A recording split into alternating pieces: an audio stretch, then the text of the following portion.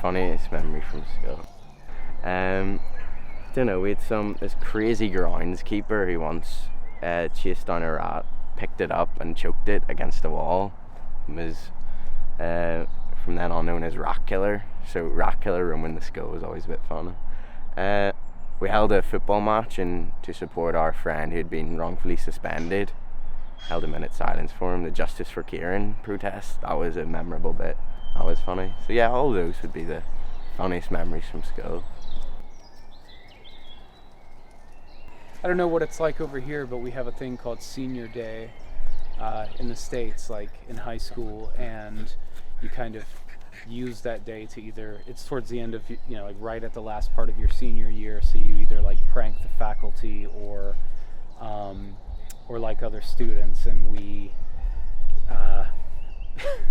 we basically stole a registration off of one of our teachers' cars and hid it in another student's car, and then like took his and hid it in somebody else's mailbox, and it was totally illegal. We shouldn't have done it, but it was hilarious to us at the time, so that was, I don't know, it was funny. It was funny enough, being mean to the teachers at the time was fun. Probably British Bulldog. That was always fun. We used to do that in my year. We had about 30 of us in my year playing British Bulldog in one summer. Got pretty violent. Like, it was half the year was split into 15 on one side of the field, one side of the other side. Sort of ran into each other, did like rugby tackles, like got really violent. It was really fun, but the school banned it unfortunately after we got involved because someone like broke their nose.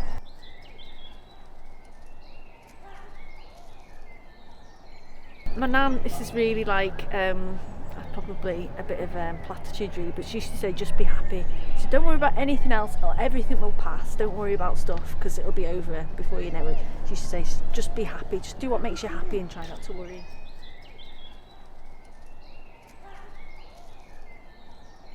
Someone told me if you chase two rabbits, both will get away, and here I am, and I'm only doing band stuff, and I'm touring and doing the things that make me happy, And I think that was, especially pertinent for anyone's life. Like, do the thing you want to do, because if you try to go after multiple things, you're never really going to capture any of them completely. So, yeah, that would be the one.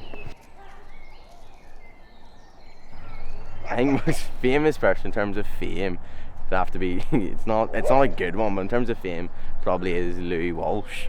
It's just not one that you want to tell people, but it would probably be Louis Walsh.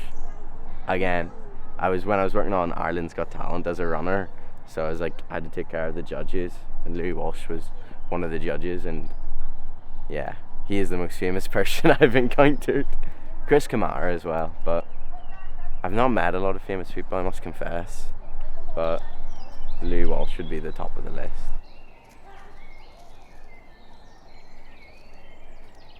Obama Plaza is surreal. That's the word I would have for it. You don't expect it, especially as someone from the States. You're driving through rural Ireland, you get off on a roundabout, you're like, oh, we got to get some gas or petrol, let's stop here. And there's this other roundabout, and then this kind of grass lawn that's maybe like from here to there. And then there's this statue, like this bigger than life bronze statue of the Obama family.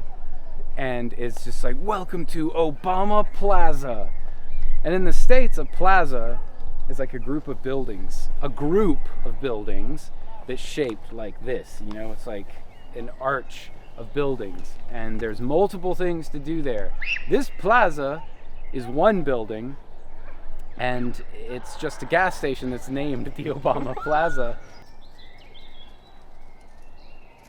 The weirdest story I've coming into meeting someone was I was stood outside after a gig and Johnny Marr just walked past me, and I was like, oh, can I get a picture? And he was like an arsehole a bit, because he was like, why is this random like teenager bothering me? And they just got into his like little Nissan Micra and just fucked off.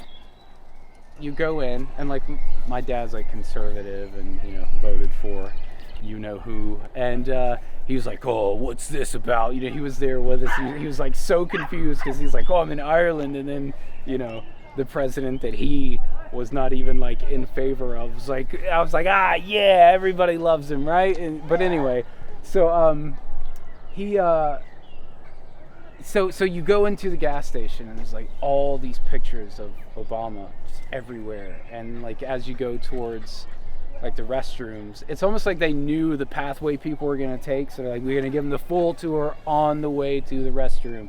And there's this drawing of like this ancestor, like great uncle or something of Obama, who was from that town, and it looks like Obama, but it looks like every picture of every dude from like the 1700s, you know what I mean? Like they always have big ears and a long face, and then like a crazy beard and slick back hair. But yeah, so that's pretty much it. And then there's all this merch you can buy, and like these claw machines with random like Obama kind of merch, and like American flags and stuff. It's really bizarre. I met what's his name? Obviously, no Major Lazer. There's 3 singers of Major Lazer. I met one of the members of Major Lazer in the airport after seeing him in Berlin. After the photo, I was like, "You're from Major Lazer, aren't you?" He's like, "No, I'm not. Leave me alone." And it was definitely him. I didn't actually meet him in person, but I knew it was him.